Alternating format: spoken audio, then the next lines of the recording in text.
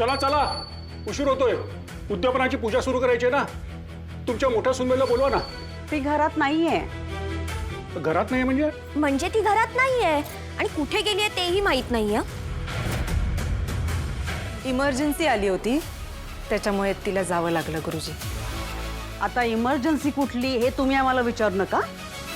हा म्हणजे कारण त्याबद्दल आम्हाला घरातल्या नाही कोणाला काही माहित नाही.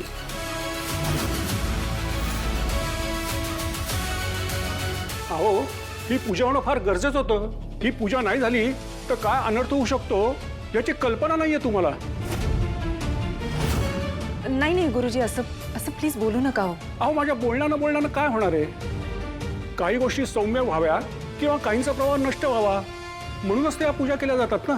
याची कल्पना तुम्हाला देऊन सुद्धा तुम्ही कसं काय इतकं हलक्यात घेतलं? नाही गुरुजी, माफ करा आम्हाला. खरं तर तारिणी हे असं कधी वागत नाही, पण दयानंदराव, ही पूजा होणं तुमच्या कुटुंबासाठी खूप गरजेची होती. ऐकलत ना?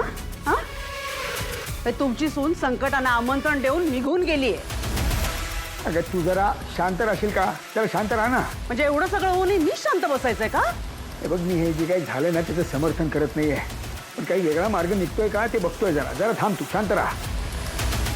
नाही, मी काय म्हणतो गुरुजी, म्हणजे आम्ही सगळ्यांनी इतकी वाट बघून देखील जर तारिणी पूजेला येऊ शकत नसेल आणि तरी आपल्याला पूजा संपन्न करायची असेल तर आणखीन काही वेगळा मार्ग निघू शकतो का? असू शकतो. हां, सुचवा ना काहीतरी. एक मार्ग आहे.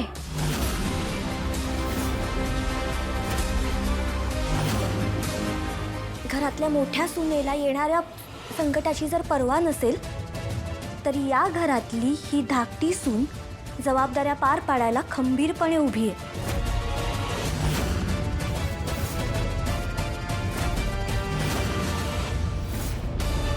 वा निशी, मला खरंच इतका आनंद झालाय.